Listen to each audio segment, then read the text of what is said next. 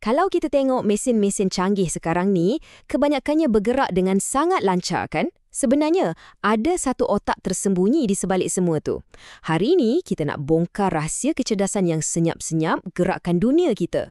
Pernah tak terfikir macam mana sebuah kilang atau sistem lampu isyarat atau sistem bagasi kat lapangan terbang tu boleh berfungsi dengan begitu sempurna? Semuanya serentak, kita nampak benda ni hari-hari kan? Macam ada satu kuasa magic pula yang kawal semua pergerakan tu. Jadi apa sebenarnya rahsia dia? Rahsianya adalah satu komputer kecil yang sangat tahan lasak. Dialah yang bertindak macam otak pusat untuk semua ni. Dan ini bukan komputer biasa yang kita pakai kat rumah atau pejabat tu ya.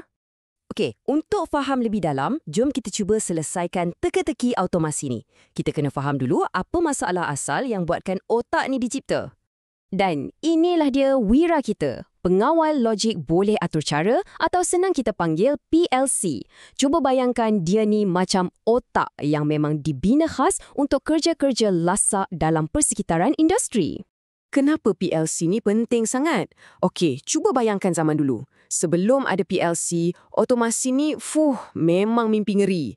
Jurutera kena sambung beratus-ratus suis elektrik dan pemasa secara manual. Wire berselirat sana-sini. Kalau nak ubah sikit je logik mesin tu, kena buka semua wayar, pasang balik. Memang pening kepala. Kat sini kita nampak bezanya.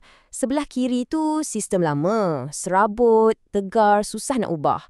Sebelah kanan pula sistem PLC. Nampak kemas kan? Sebabnya, dengan PLC, semua logik kawalan yang rumit tu dah tak duduk dalam wire. Semuanya ada dalam satu program perisian. Maksudnya, nak ubah apa-apa cuma perlu beberapa klik je. Tak payah dah main potong dan sambung wire lagi. Okey, kita dah tahu kenapa benda ni wujud. Sekarang, jom kita bedah siasat sikit. Tengok apa ada kat dalam PLC ni. Strukturnya sebenarnya senang je nak faham. Yang paling penting, CPU. Dialah otak yang fikir dan buat keputusan. Lepas tu ada memori, tempat simpan semua arahan. Nak tengok dunia luar, dia guna modul input. Macam mata dengan telinga kita lah. Nak buat kerja, dia guna modul output. Macam otak kita. Dan mestilah kena ada bekalan kuasa. Jantung dia yang bagi tenaga untuk semua ni berfungsi. Dan inilah yang buat dia istimewa. PLC ni memang dicipta untuk tahan panas, tahan gegaran, tahan gangguan elektrik. Benda-benda ni semua komputer biasa kita memang tak mampu tahan. Jadi, macam mana otak ni berhubung dengan dunia luar? Dia tak boleh duduk sorang-sorang. Dia perlukan deria untuk tahu apa jadi kat sekeliling dan otot untuk bertindak balas. Konsepnya mudah. PLC ni tak boleh buat keputusan buta-buta. Dia kena dapat maklumat dulu dari persekitaran, proses maklumat tu, barulah dia boleh hantar arahan untuk buat sesuatu kerja fizikal. Contohnya macam ni, peranti input macam penderia akan bagi tahu PLC, ada kotak sampai ni, ataupun butang tekan, yang operator tekan. Okey, jom mulakan mesin. Bila dapat je isyarat macam ni, PLC akan aktifkan peranti output. Contohnya, hidupkan motor untuk gerakkan tali sawat atau nyalakan lampu penunjuk. Kalau nak guna PLC dalam situasi sebenar, inilah aliran kerjanya. Mula-mula, kita kena tahu dulu apa benda yang kita nak jadikan automatik. Lepas tu, kita sambungkan semua deria dan otot. Akhir sekali, kita pastikan semua tu boleh bekerjasama dengan baik sebagai satu sistem yang bersepadu. Okey, sekarang PLC dah bersambung dengan semua benda. Tapi, macam mana dia tahu apa nak buat? Ini soalan paling penting. Kita dah ada otak, dah ada deria, dah ada otot. Tapi, arahan tu datang dari mana? Kat sinilah magicnya. Kita kena bersembang dengan PLC ni guna bahasa yang dia faham. Dengan kata lain, kita kena programkannya. Dan bahasa paling popular untuk sembang dengan PLC ni ialah rajah tangga atau ladder diagram. Reka bentuk dia memang bijak. Visualnya sengaja dibuat nampak macam litar elektrik. Jadi juruteknik yang dah biasa dengan kerja pendawaian boleh faham dan belajar program PLC ni dengan cepat. Cuba tengok. Senang kan nak faham? Simbol yang kat kiri tu macam kita tanya soalan. Butang ni ditekan ke tak? Kalau ya, simbol kat kanan tu pula bagi arahan. Okey, hidupkan motor. Kita juga boleh tambah blok-blok khas macam pemasa, TMR, untuk suruh dia tunggu sekejap.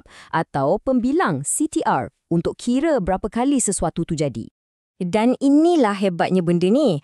Hanya dengan gabungkan beberapa simbol asas macam ni, kita dah boleh cipta proses automasi yang sangat kompleks dan canggih. Dari mesin yang paling ringkas sampailah ke satu barisan pengeluaran kilang yang besar. Baiklah, kita dah tengok satu-satu bahagian dia. Sekarang, jom kita tengok macam mana semua ni berfungsi serentak dalam satu contoh yang betul-betul terjadi. Okey, jom kita bayangkan kita ada kat kilang pembotolan. Mula-mula, pada saat sifar, ada satu penderia input nampak ada botol. Terus, PLC dapat isyarat tu dan terus suruh mesin pengisi output mula kerja. Lepas tu, program PLC mulakan pemasa, contohnya 2 saat. Cukup je 2 saat, PLC suruh mesin pengisi berhenti dan terus hidupkan motor tali sawat, output untuk bawa botol seterusnya. Semua ni jadi dalam sekelip mata je tau. Dan ia akan berulang dan berulang lagi tanpa henti, tanpa silap. Dan sebenarnya, inilah matlamat utama bila kita belajar pasal PLC. Bukan setakat tahu teori, tapi kita boleh ambil satu tugasan dalam dunia nyata dan jadikan ia automatik guna perkakasan dan perisian yang kita dah belajar ni. Jadi, lepas ni, kalau anda nampak lampu isyarat bertukar warna dengan teratur atau bila anda naik lift atau nampak lengan robot di kilang, ingatlah, kemungkinan besar ada sebuah PLC yang tengah bekerja keras di sebalik tabir. Pastikan semua tu berjalan lancar. Sekarang, anda dah tahu rahsia di sebalik otomasi moden. Persoalannya bukan lagi macam mana ia berfungsi, tapi apa lagi yang kita boleh automasikan lepas ni? Potensinya memang tak terbatas. Cuba anda fikirkan.